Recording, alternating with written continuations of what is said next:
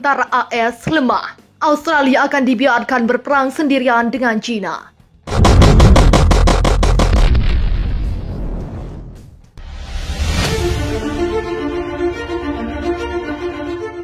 Mantan Jenderal Angkatan Darat Australia memperingatkan negaranya untuk mempersiapkan diri untuk berperang dengan China sendirian.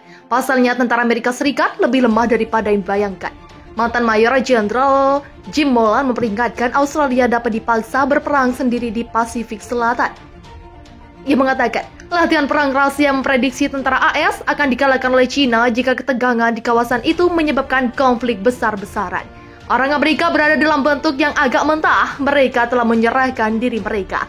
Mereka telah dikalahkan dalam rangkaian permainan perang ini. Begitulah ujarnya.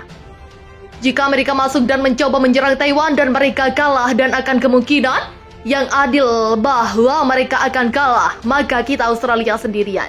Imbuhnya seperti dikutip dari Express Kamis 29 Juli 2021. Pria berusia 71 tahun yang sekarang duduk sebagai senator liberal memperjuangkan tentara Australia yang brilian dan pintar, tetapi mengklaim bahwa mereka tidak akan cukup kuat untuk mengalahkan tentara pembebasan rakyat Cina.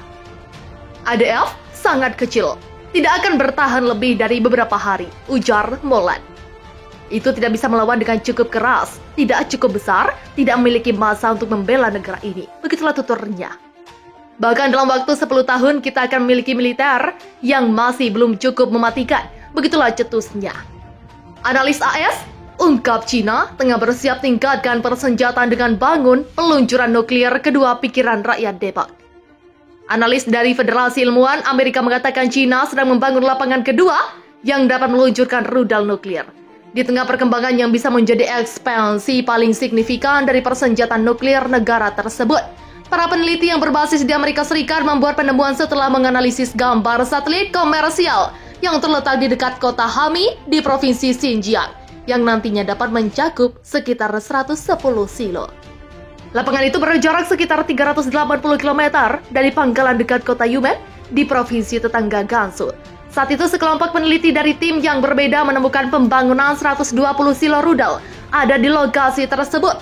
Secara keseluruhan pasukan roket Tentara Pembebasan Rakyat tampaknya memiliki 250 silo yang sedang dibangun di Hami, Yumen, serta di tempat pelatihan dekat kota Jilantai di Mongolia Dalam. Sebagaimana dikutip pikiran rakyat Depok.com dari Al Jazeera pada Kamis 29 Juli 2021, jumlah tersebut menandai peningkatan yang signifikan.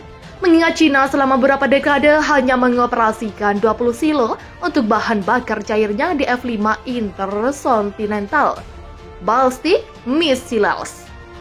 Duta Besar baru China untuk Amerika Serikat menguraikan tantangan yang dihadapi kedua negara dalam apa yang telah menjadi hubungan yang semakin kompetitif dan kontroversial.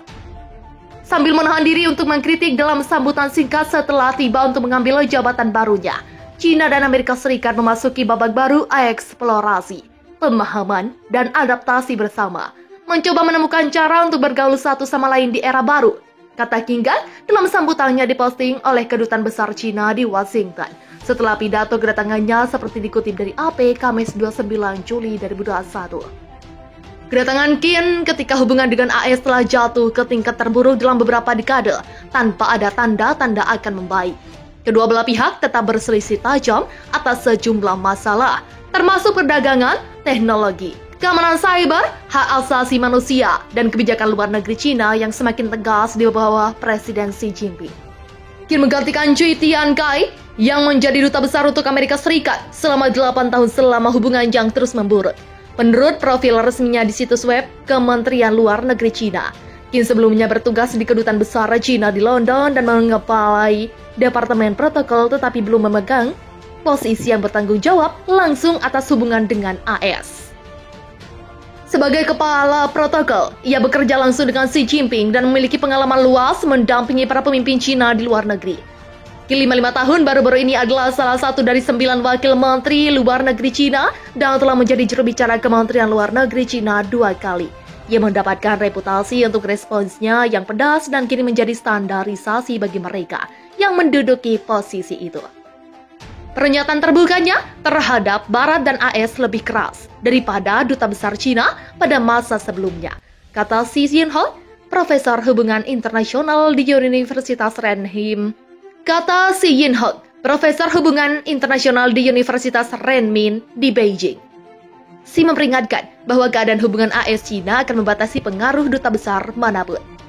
AS saat ini tidak memiliki duta besar di Beijing, meskipun Presiden Joe Biden diperkirakan akan mencalonkan Nicholas Burns, mantan duta besar untuk NATO dan juru bicara Departemen Luar Negeri. Hubungan antar negara-negara menukik di bawah pendahuluan Biden, Donald Trump. Tetapi, pertemuan tingkat tinggi minggu ini di Tianjin, China sekali lagi mengungkapkan perpecahan yang mendalam di antara mereka. Wakil Menteri Luar Negeri China, Xi Feng, mengatakan kepada Wakil Menteri Luar Negeri AS Wendy Sherman bahwa Amerika Serikat adalah penemu dan pemilik paten dan kekayaan intelektual dari diplomasi koerasif.